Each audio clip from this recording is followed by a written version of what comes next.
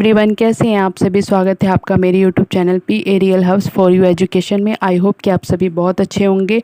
और मैं आपके साथ एक न्यू टॉपिक के साथ आई हूँ बाल गोविंद भगत की स्टोरी के बारे में। बाल गोविंद भगत की जो स्टोरी है वो इस प्रकार है। बाल गोविंद भगत एक मझोले कद के गोरे चिट्टे आदमी थे। मझोला का अर्थ होता है ना ज़्यादा बड़ा और ना ज़्यादा छोटा, मीडियम साइज़ का हाइट का। इनकी उम्र 60 वर्ष थी। बाल जो थे इनके पक गए थे। दाढ़ी वे नहीं रखते थे। कपड़े बिल्कुल कम पहनते थे। एक लंगोटा धारण करते थे। सिर पर कबीर पंथ की कनपट्टी टोपी पहनते थे। सर्दियों में कंबल ओढ़ते थे।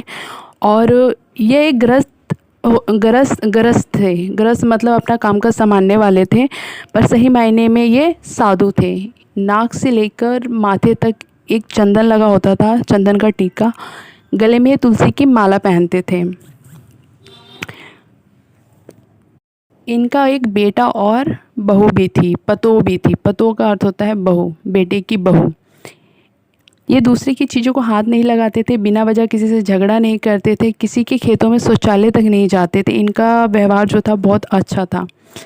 खेत से जो भी उपजा होती थी वह सिर पर लाद कर कबीरपंत मठ पर चढ़ाते थे। और प्रसाद के रूप में इनको 2% या 5% जो भी इनको मिल जाता था उसमें वो अपना जीवन उस अनाज में कर लेते थे, उससे अपना गुजारा कर लेते थे। द्वारा बताई गई अभी तक की इस कहानी के अंदर मझोले का अर्थ आप मुझे कमेंट सेक्शन में बताइएगा।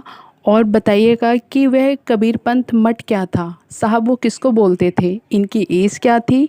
आप मुझे कमेंट बॉक्स में बता दीजिएगा अगर आप इस कहानी को अच्छी तरीके से सुन रहे हैं तो। आइए आगे की स्टोरी मैं आपको बताती हूँ। कबीर पद और बहुत मधुर गायन करते थे। आषाढ़ के दिनों में बहुत गांव खेतों में काम कर रहे होते थे लोग, तो बाल गोविंद भगत पूरा शरीर जब कीचड़ से लिपटा रहता था, रोपनी कर रहे होते हैं। रोपनी का अर्थ होता है धान को रोपना। वे अपने मधुर गानों के बीच में गाते रहते थे। अंधेरिया मतलब होता है, अंधेरिया का मतलब अंधेरा। उसमें खरंजी जो बजाते हैं, खंजा जो भी बोलते हैं। संसार पूरा सोया रहता था, उनका संगीत चालू रहता। जब संसार मतलब सभी लोग सो जाते तब भी इनका कीर्तन चालू स्टार्ट हो जाता था।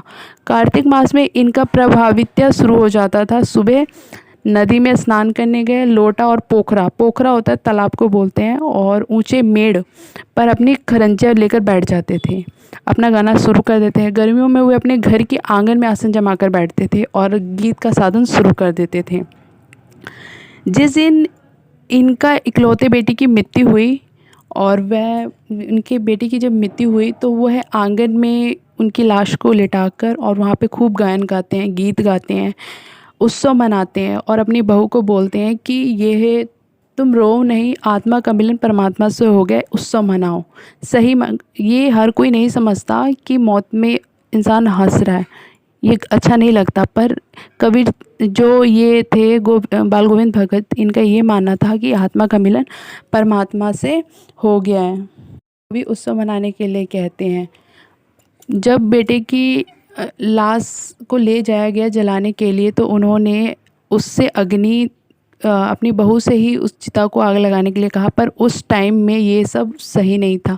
पर जो बाल गोविंद भगत थे वह ये मानते थे कि मुझसे ज़्यादा हक इसका था। वो उसकी अर्धांगिनी थी, वो उसकी चिता को आग लगवाते हैं उसकी बहू से, और उसके भाई को बुलाकर उसे विदा कर देने के लिए बोलते हैं कि तुम चली जाओ। बहू नहीं मानती है कि आपकी देखरेख कौन करेगा।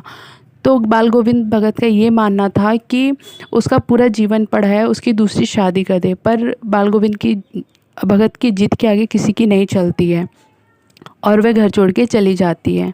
गंगा स्नान के लिए वह हमेशा जाते थे। जब भी गंगा स्नान होता है, उनसे घर के 30 मील की दूरी पर था, फिर भी वह जाते थे।